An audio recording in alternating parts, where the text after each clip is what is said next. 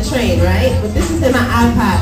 I'm trying to wonder why I'm broke. I'm trying to figure out how I can live the life that I want to be living in the midst of the tourists snapping pictures in the middle of the subway car, the lady on the intercom talking about say something if you see something, and I'm squished, right? And I'm listening to this song, but I've heard the album a billion times. I'm a big Tribe Called Quest fan, so I'm kind of listening, I'm kind of not. I'm trying to be focused, right? And then in the middle of the song, Fife Dog, who's a part of the group, says very simply, riding on the train with no dough, sucks. And I'm like, that's me! I'm riding on the train with no dough, and it sucks. And I'm like, it just hit me like, wow, how hip-hop has its abilities to sort of articulate how I'm feeling like. And so that's kind of the jumping point for the book, was a way for me to expand upon this idea of how do I use the music in my day-to-day and show the world how hip-hoppers use the music in their day-to-day.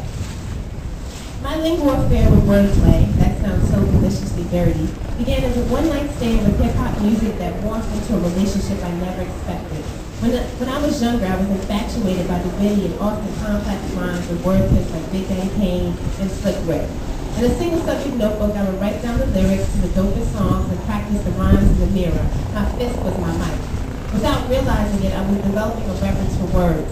Meanwhile, in school, my teachers praised my writing. Coincidence? This is why I write. NWA's Express Yourself is what happens when gangsters use the drugs, violence, and profanity at home and bring themselves, intellect intact, into the studio booth. A young Dr. Dre, an original member of the Compton crew that popularized an entire subgenre of rap music, comes from behind the production boards to tell the world that when you combine a subject and a predicate and an add-a-type rhythm, the result might make you think.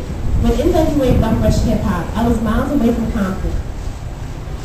Not only in distance as a Jersey girl, but also in environment. I had no clue what a 6'4" was, but deduced it was some type of car, and couldn't tell you what to do with a 12 gauge. All I knew was those homies looked like my kin with Jerry Curls, and I too wanted to express myself using my full capabilities. Hip-hop not only gave voice to the voiceless, but for this little brown girl, and I didn't know it then, the music was also an early introduction to a new personal narrative, the type that wasn't validated by my school studies. Stories that drip from the mouths of kids who are old, white, or dead. Compton cats, Brooklyn babies, and Bronx brothers were writing from their own perspective. People around the country were listening. Their words, thoughts, and ideas mattered. This was powerful to a little brown girl. This was powerful to many brown boys and girls.